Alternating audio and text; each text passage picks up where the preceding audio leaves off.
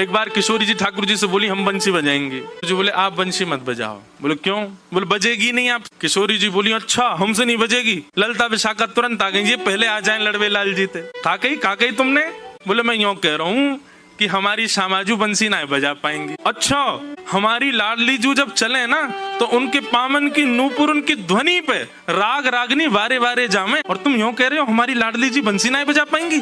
चलो जल्दी अपनी बंसी दो, हमारी किशोरी जी बजाएंगी। अरे मैं कोई किशोरी जी पे संशय ना कर रहा हूँ, किशोरी जी पे कोई आक्षेप ना कर रहा हूँ, वो साक्षात संगीत स्वरूपा है, पर मेरी बंसी जे ना बजा पाएंगी। ललता जी बोली आज तो यही बंसी बजेगी, अब ही बजेगी और तुम्हारे सामने ही बजेगी, लाओ दो। ठाकुर जी बोले ना माननी बात, लो दे दो। हे लाडली जू आज दिखा दो यार, जो बहुत अपने आप को कुछ समझे बंसी बजावे और यूं सोचे कि या के आगे कोई ना है, आज आप बजाए दो, नेक दिखाए दो, अपना स्वर लगाए दो, यही को मूर्छित कर दी हूँ बंसी बजाए के। ठाकुर जी खड़े, हाँ श्री जी बजाओ, हमारा तो सौभाग्य कि हमारी बंसी आपकी सेवा में, पर मैं फिर कह रहा हूँ जी बजेगी नहीं। किशोरी जी ने अपने अधर पर वेणु धारण करके अपनी कोमल उंगलियों से छिद्रों को आच्छादित किया और जैसे ही प्राण पिरोए बस हवा ही हवा निकले, स्वर नहीं निकले। ललता विशाखा कह रही है अरे जल पिला गलो सुगो श्यामाजू को जल पिला दियो, लेकिन बंसी नए बजे। ठाकुर जी मंद मंद मुस्कुरा रहे। अब मैं कह रहा हूँ नए बजेगी मुंह वापस कर दो।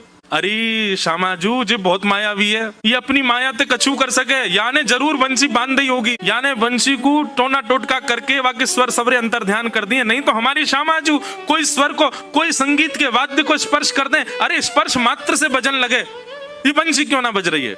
ठाकुर जी बोले पहले बंसी वापस करो फिर बताऊंगा। किशोरी जी ने बंसी वापस करी। ठाकुर जी बोले अच्छा एक बात बताओ, आप बंसी को वादन करते समय मन में कौन को चिंतन कर रही? किशोरी जी बोली मैं तो कोई भी वाद्य बजाऊं आपको ही चिंतन करूं। बोले यही तो गलती कर रही हो, ये वंशी जो है ना हमारी अनन्य भक्त है। अनन्य को मतलब कहा होवे एक के अलावा दूसरे को ना भजे, और या वंशी में नित्य आपको ही चिंतन होवे, या वंशी में नित्य आपको स्मरण होवे, ये वंशी आपकी भक्ता है और आप या वंशी से मेरी भक्ति करोगी तो ये वंशी कैसे बजेगी। हे श्यामाजू आप नेत्र बंद करके अपनो ही चिंतन करो, मतलब अपने स्वरूप को ध्यान करो, जब आप अपनो ध्यान करोगी तब ये वंशी बजेगी, क्योंकि या वंशी में तो नित्य आपको ही गायन की हो जाए। किशोरी जी ने अधर पर वंशी रख के जैसे स्वयं को स्मरण किया, अपने रूप नक अपने रूप नेत्र आदि को स्मरण किया, अपनो ही स्मरण करके जैसे ही वंशी अधर पर धरी बिना फूंक के वंशी बजन लगी। किशोरी जी के नेत्र सजल है गए। आपकी या अनन्य प्रेम पे ही तो मेरा मन करे कि मैं वारी वारी जाऊं।